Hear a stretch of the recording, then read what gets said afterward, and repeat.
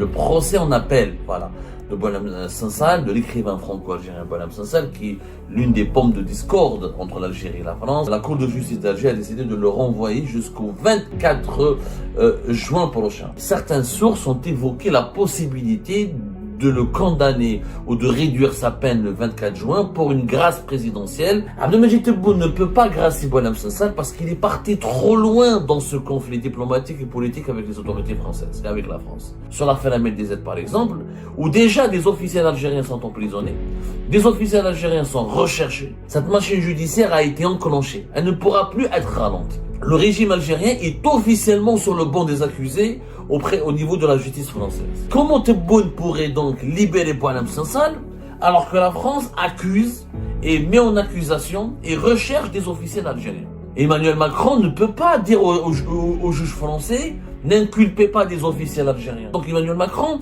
ne peut plus rien faire pour Tebboune. Classe, c'est foutu, ne peut plus. Le bras de fer est parti trop loin. C'est Abdelmadjid Tebboune libère Boualem Sansal sans aucune contrepartie de la France, tout le régime va se retourner contre lui. Ça sera le prétexte idéal pour ses adversaires de l'enlever.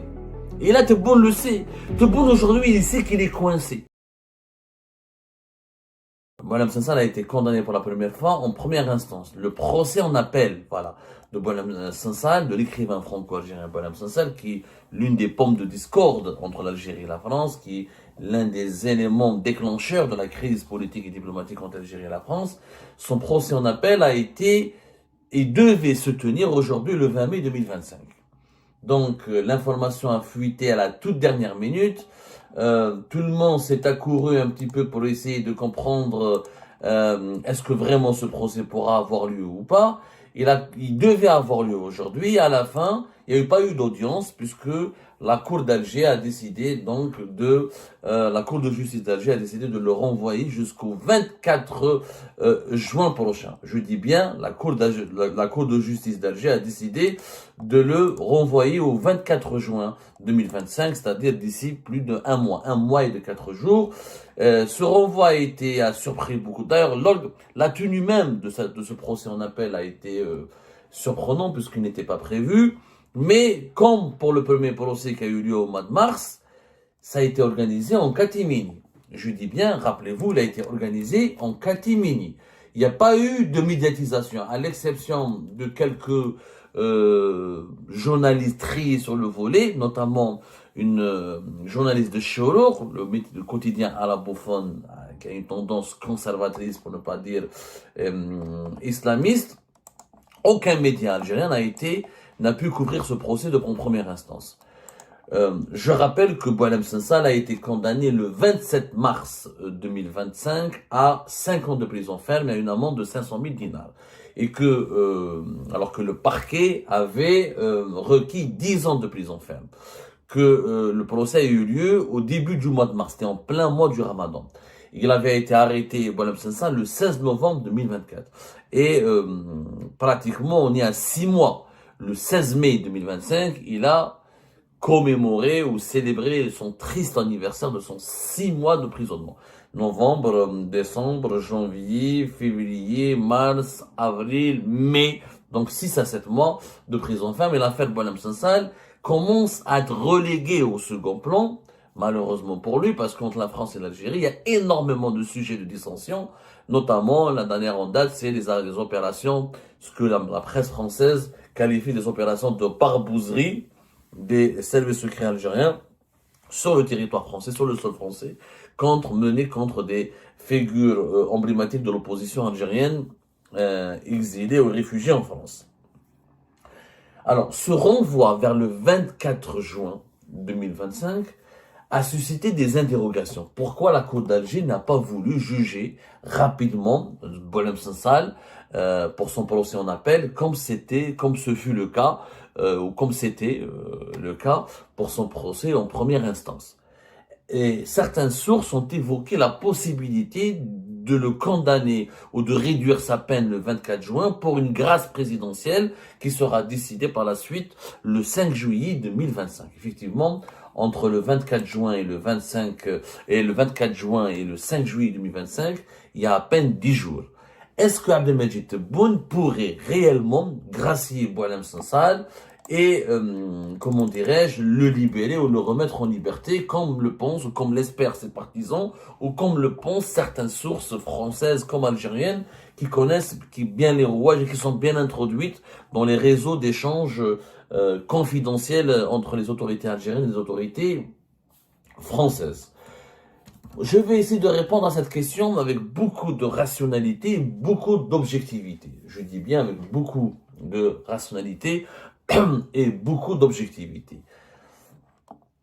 Jamais, je pense, je vous le dis, hein, tous les éléments auxquels j'ai pu, toutes les sources les plus fiables, les mieux introduites au sein du régime algérien me l'ont confirmé. Et tous les éléments sur lesquels j'ai basé mon analyse, des éléments que j'ai pu recouper, récupérer et confirmer au cours de mes recherches.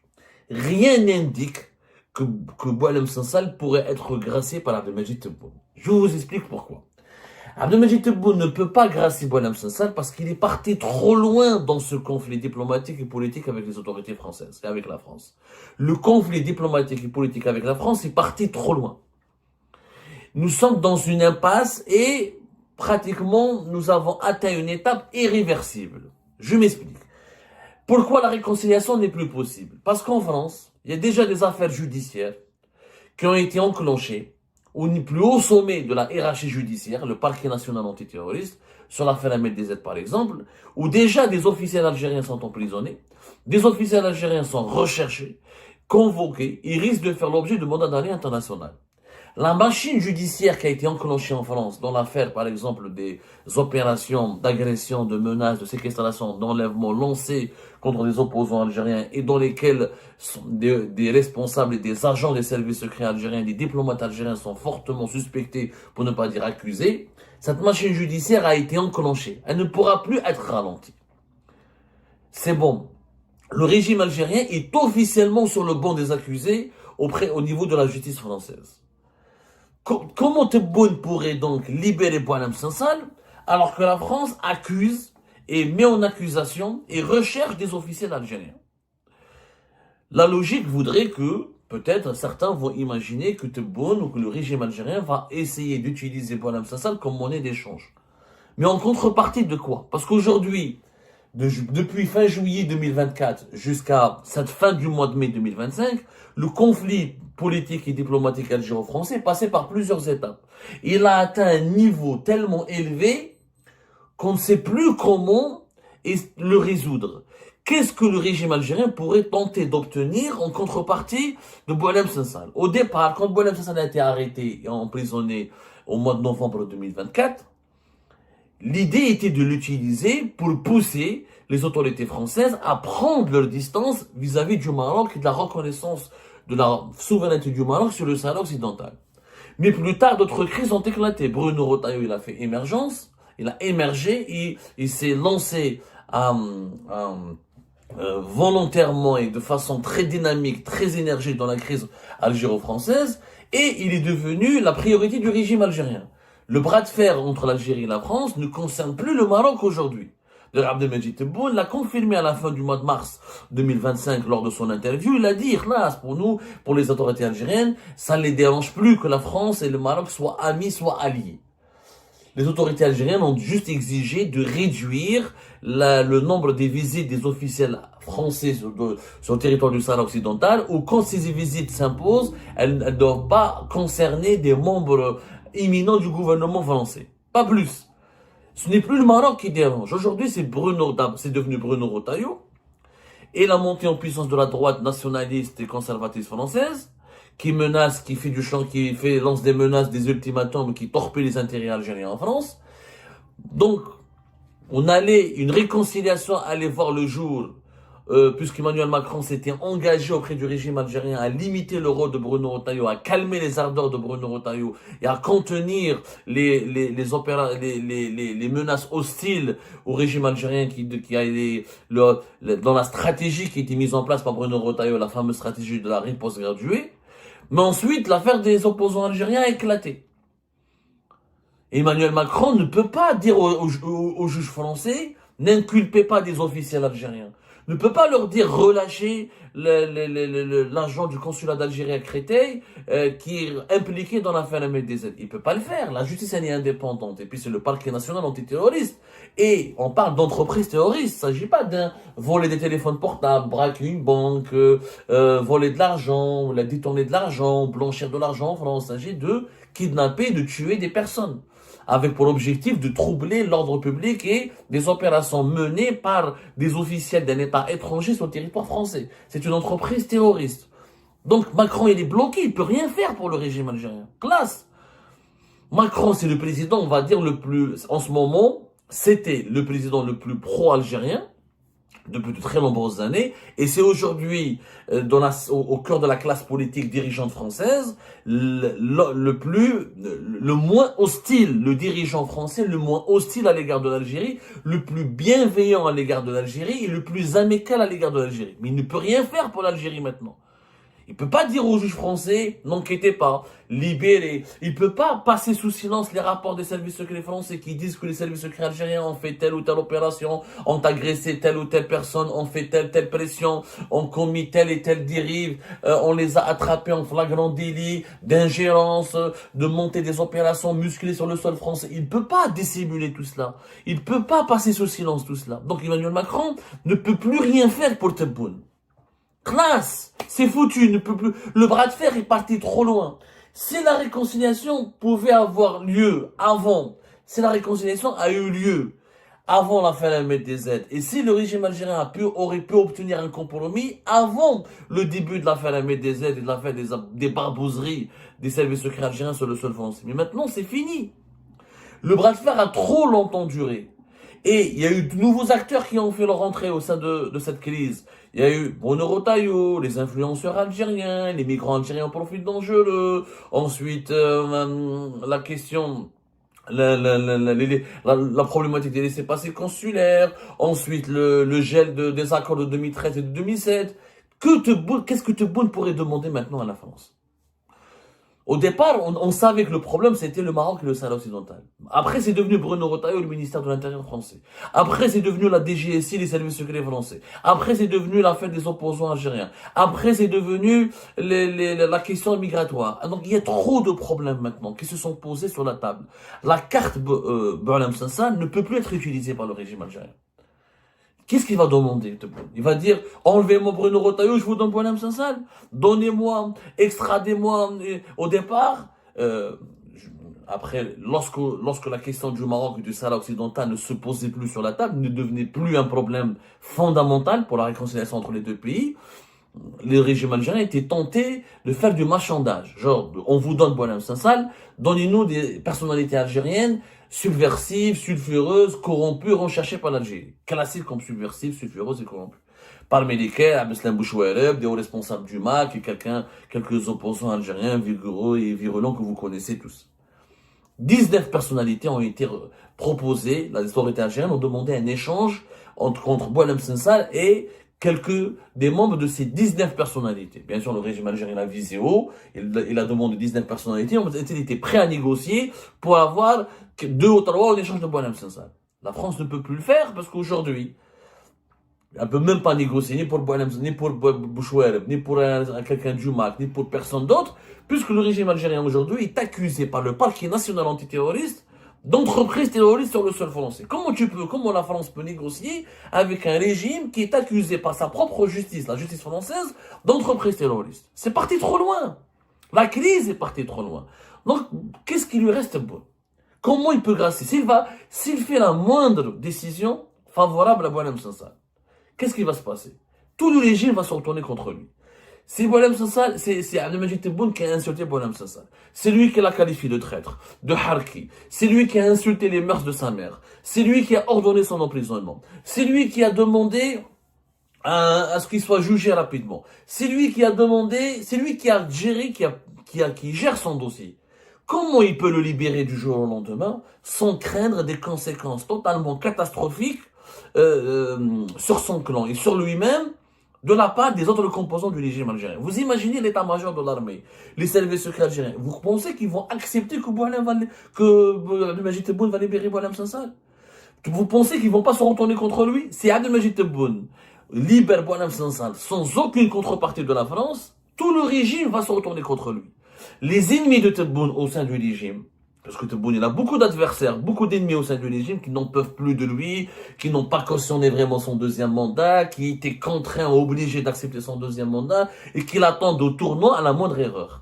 S'il libère Boualem Sansal, le régime de l'intérieur va se retourner contre lui, et il va l'accuser de haute trahison, et il va l'accuser de président qui a échoué, de président qui est mauvais, de président qui est nul, de président qui s'est agenouillé, qui a baissé le pantalon face à la France. Ça sera le prétexte idéal pour ses adversaires de l'enlever. Et là, Tebboune le sait. Tebboune aujourd'hui, il sait qu'il est coincé. C'est pour ça qu'il a essayé une réconciliation au mois de mars. C'est pour ça qu'il a accepté de négocier au mois de mars. Parce qu'il a compris que le conflit avec la France, il a échappé de ses mains. Il a échappé à sa maîtrise. Il a échappé à ses... Il lui a échappé des mains, voilà, il lui a échappé des mains. Il a échappé à son contrôle. Pourquoi? Parce que jamais Tebboune n'a pensé que ce conflit avec la France va impliquer, il y aura Bruno Retailleau qui va jouer un rôle. Bruno Retailleau, خرجونا من القصبة, كما نقولوا حنا بالجي, خرجونا من القصب. Il est sorti des bois, des buissons. Personne ne s'attendait à ce qu'un ministre de l'Intérieur français devienne puissant, demande à la DGSI de démanteler les réseaux du régime algérien, utilise la crise des influenceurs, utilise la crise des migrants pour torpiller les accords de 2007, de 2013, pour refouler les dirigeants algériens, pour faire menacer le régime algérien, pour faire des ultimatums. Ils ne pensaient pas que Bruno Retailleau allait émerger. Ils n'ont pas prévu le cas Bruno Retailleau. Ils n'ont pas prévu l'affaire des opposants. L'affaire MDZ, ils ne l'ont pas prévu. Tebboune et son entourage ont pensé que Macron allait étouffer ces dossiers-là. Que la justice française n'irait pas loin. Que la justice française n'oserait pas enclencher des poursuites judiciaires contre des officiels algériens tant que Boualem Sansal n'est pas libéré. Tant que Boualem Sansal n'est pas revenu en France, n'a pas été remis en liberté. Le régime algérien pensait que la France allait se contenter de discuter ou de régler ou de réduire son problème avec l'Algérie uniquement à la question du Maroc et du Sahara occidental. Mais c'est parti trop loin. Classe. La crise est devenue multidimensionnelle. Et quand la crise devient multidimensionnelle, c'est-à-dire qu'il nous faut des échanges et des négociations et des pourparlers sur tous les sujets qui fâchent. Et les sujets qui fâchent maintenant sont nombreux. Boualem Sansal n'est devenu qu'un point secondaire du conflit algéro-français. Il était l'un des éléments centraux. Aujourd'hui, c'est l'un des éléments secondaires. Parce que même la remise en liberté de Boualem Sansal ne réglera pas le problème entre l'Algérie et la France. Ne réglera pas le problème autour des laissez-passer consulaires, autour de la question migratoire, autour des opérations menées par les services secrets ou des diplomates algériens sur le sol français, autour de l'ingérence, des tentatives d'ingérence étrangère auprès de certaines classes politiques françaises d'origine algérienne. Les dossiers sont nombreux, sont très nombreux. C'est pour ça que la libération de Boualem Sansal par une grâce présidentielle est pour moi une option impossible. Tebboune, c'est le fait, c'est qu'il est suicidaire. Maintenant, est-ce qu'il sera amené à se suicider pour écourter son règne à la tête de l'État algérien? C'est un scénario que moi je juge improbable. Mais vraiment improbable. Pour que Boualem Sansal sorte de prison, il faut que tous les problèmes qui s'opposent entre l'Algérie et la France soient réglés. Et ça, il faut des mois et des mois. Parce qu'encore une fois, la crise, par exemple, l'affaire judiciaire, est-ce que l'Algérie va accepter d'envoyer ses hauts responsables, ses diplomates, pour qu'ils soient jugés, pour qu'ils comparaissent devant les juges français? Jamais. Comment la justice française va faire passer sous silence les révélations faites par les rapports de la DGSI sur l'implication des autorités de certaines parties liées aux autorités algériennes dans le kidnapping et l'enlèvement de certains opposants algériens? C'est devenu ingérable. Cette crise s'est tellement amplifiée, a tellement pris de l'ampleur qu'elle est devenue ingérable. Je vous remercie toutes et tous sans exception comme d'habitude pour avoir suivi la vidéo jusqu'à la fin et toutes nos vidéos. Je vous remercie pour vos commentaires et pour vos réactions. N'oubliez pas de nous laisser des commentaires sur le sujet de cette vidéo et aussi de vous abonner à la chaîne si vous n'êtes pas encore abonné. Donc voilà, je vous remercie encore pour votre soutien à la chaîne, pour vos abonnements et pour toutes vos réactions et pour vos commentaires très diversifiés. Et j'espère pouvoir toujours être à la hauteur de vos expectations. Donc voilà, merci encore une fois et à la prochaine dans une nouvelle vidéo. Au revoir.